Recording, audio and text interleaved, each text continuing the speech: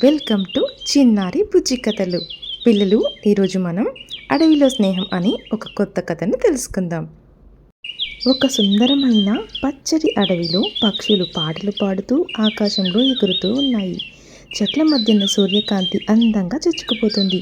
అక్కడే ఒక చిన్న జింక పిల్ల సంతోషంగా ఆడుకుంటూ ఉంది.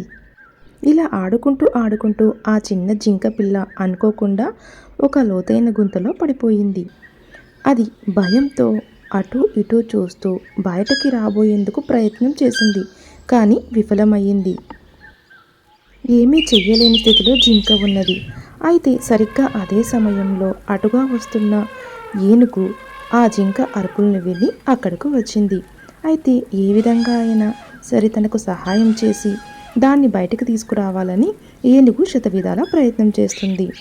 అయితే ఇదంతా గమనిస్తున్న ఒక కోతి వీరికి ఏ విధంగా సహాయపడగలను అంటూ ఆలోచన చేయసాగింది.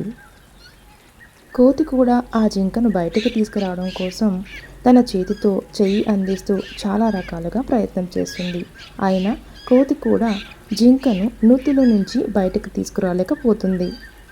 అయ్యో, కోతి కూడా ఏం సహాయం చేయలేకపోతుంది అని జింక చాలా దిగాలుగా ఉంటుంది.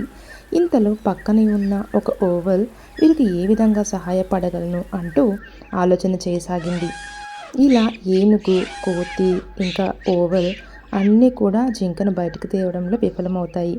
ఇంతలో అక్కడికి వచ్చిన ఈ చిన్న ఉడత ఎలాగైనా సరే జింకను బయటకు తేవాలి అనే ఉద్దేశంతో ఒక మంచి ఉపాయాన్ని కనుగొంటుంది. అదేంటంటే పక్కన ఉన్న చిన్న చిన్న కర్రె ముక్కలను ఒక్కటిగా చేసి వాటిని ఒక ర్యాంపులాగా సిద్ధం చేసి మనం దాన్ని బయటకు తేయవచ్చు అంటూ ఈ విధంగా ఒక ర్యాంపును సిద్ధం చేయడం సాగింది.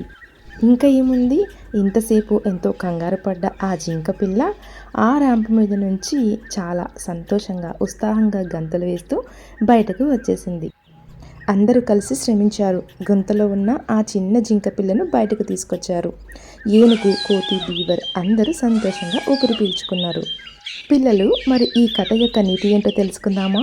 ఒకరికొకరు సహాయం చేసుకోవడం, మనిషి లేదా జంతువు అనే తేడా లేకుండా అంతా కలిసి ఉంటే ఏ సమస్యనైనా ఎదుర్కోవచ్చు అని చెప్పేది ఈ కథ. స్నేహం, సహాయ సహకారాలు మరియు నమ్మకం ఉంటే ఎలాంటి కష్టాలైనా దాటొచ్చు. ఒక్కవాడిగా బలవంతుడిగా ఉండడం కంటే అందరితో కలిసికట్టుగా ఉండడం నిజమైన బలం.